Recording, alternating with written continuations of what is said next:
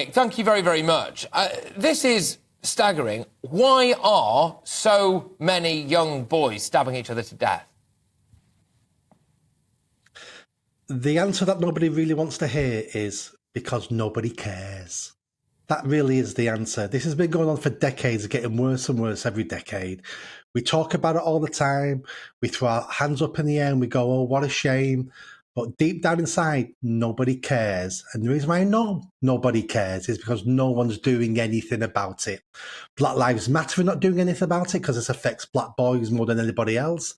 Politicians aren't doing anything about it. And if we dig down even deeper, the sad fact is anti-racism is killing young black boys because nobody wants to be called a racist in this issue.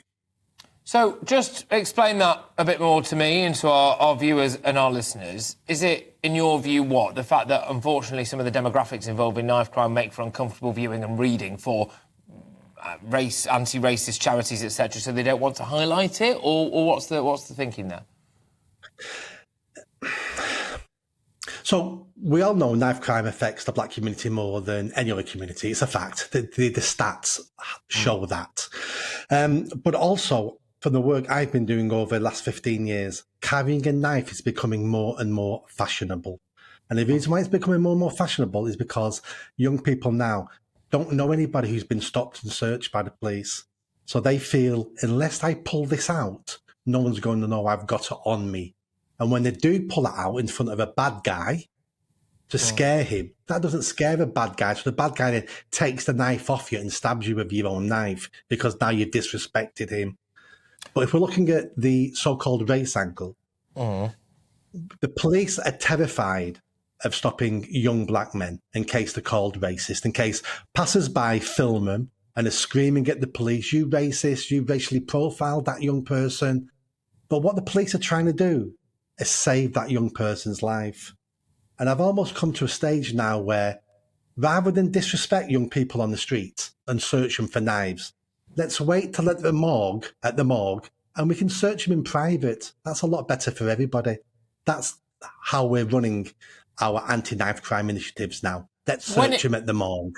When it comes to stopping knife crime, a lot of people will go, well, stop and search, surely, is the answer to this. But that has a lot of connotations, doesn't it? So how do we stop young, mostly boys, let's be honest, carrying knives? Several things. The first thing is stop and search, but it is politically tricky to increase that.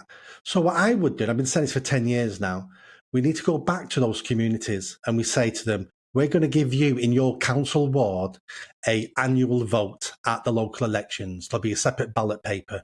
You can vote if you want more stop and search in your area, which means your child is more likely to be stopped and searched in the area they live.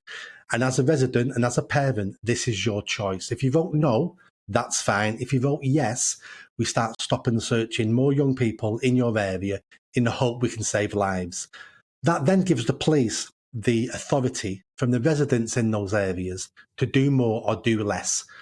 And if the police do more and then accused of being racist, their answer is the people who live in this area have asked for more stop and search.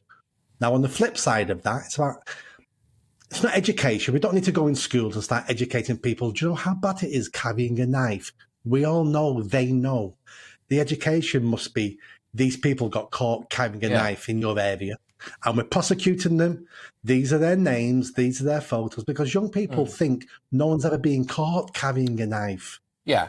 Can I ask you, in light of one of the big discussions that we've been having throughout the course of this show today, which is the death penalty debate, opened up for us by Lee Anderson, the new deputy chair of the Tory party. Do you think that if people knew that they would get the death penalty for a knife-related murder, that it would bring the stabbings and the fatal stabbings down?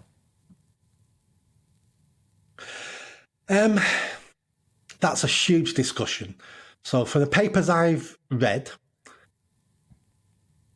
bringing in a death penalty doesn't necessarily reduce murders. Because people who commit murder don't think they're going to get caught anyway. Yeah. The people who are psychopaths don't think that far enough ahead to realise the consequences to their actions. So it doesn't really affect that. I'm in favour of the death penalty for many different crimes. Death penalty works in two ways. A, it gives people confidence in the neighbourhoods they live that there is a severe punishment for certain things, and it will deter a small percentage of people. It's then also a warning to wider criminal society that there's lines you cannot cross. Yeah.